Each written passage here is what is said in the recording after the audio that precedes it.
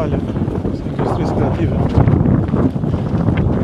Arkitektët dhe zhvilluesit kanë potencial të zakonshëm për të kthyer në një pol të industrive kreative, të festivaleve, dhe praktikisht në gjithë të zonë, prej 18 hektarësh, janë disa module, disa funksione që ka.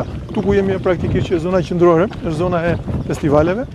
Jemi duke bërë një skenë dhe një hapësirë të mbyllur, e cila do ketë një kapacitet prej 1500 deri në 2000 personash të ulur brenda.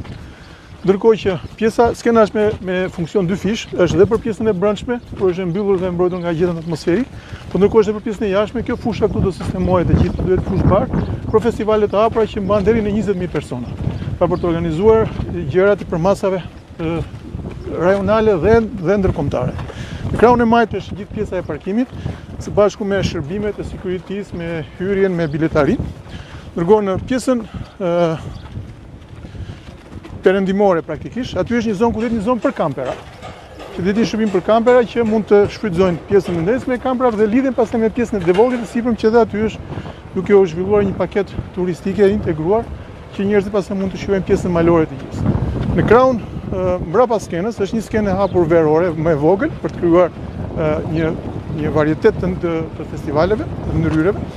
Ndërkohë është një zonë tjetër që bashkia ka planifikuar për pjesën e jetës së natës, për duke qenë që edhe me vendime tashmë pjesa e lokaleve duhet dalin jashtë zonës urbane. Është një zonë e destinuar ku mund të jetë një bashkëpunim me privatët, që privatët mund ta zhvillojnë. Pra dizajnin e kemi bërë ne si master plan, privatët mund ta zhvillojnë. Ky është pjesa e kamperave, ky është pjesa e skenës, ky është parkimi, ky është pjesa për jetën e natës. Praktikisht në këtë ky do jetë viti i tretë, 2 vjet rresht ne kemi organizuar pa u bërë kjo, në mes fushës me bar me Invamulën, 2 koncerte simfonike me trupa ndërkombëtare të ardhur dhe ka qenë një gjë jashtëzakonshme. Praktikisht sot i flasim këtu janë 3 evente të promotuara, në 11 korrik përsëri është Inva me Mik Festival, ku do sjelli trup baleti nga Parisi për të bërë koncert këtu dhe me zona ndë dhe në 18 kryetari ka sjell operën.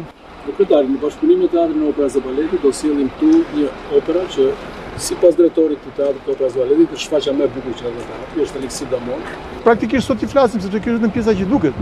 Është bërë rrjeti rrugor i brendshëm, janë bërë gjithë kanalizimet e ujrave të shiut, gjithë kanalizimet e ujrave të zeza, një mini impiant trajtimit të ujrave të zeza, është bërë furnizimi me energji elektrike, sistemi i ndriçimit, e cila pra infrastruktura bazike këtu është dhe ajo që vuajmë shumë. Pra gjitha që organizojnë eventet ne këtë kemi provuar që kanë probleme në infrastrukturës, ku i kanë pikën e lidhjes për energjinë, ku i kanë furnizimin e ujit, ku do i kenë tualetë, ku i kanë shërbimet, ku janë gjitha 4 mënyra shërbimesh, pra është konceptuar gjitha që ka gjitha funksionet këtu brenda.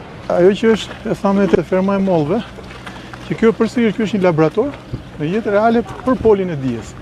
Pra që pjesën e industrisë kreative si pjesë e kurikulus, ata vinë bëjnë praktikën këtu, vinë bëjnë pra e aplikojnë në jetë reale atë gjë që e mësojnë atje.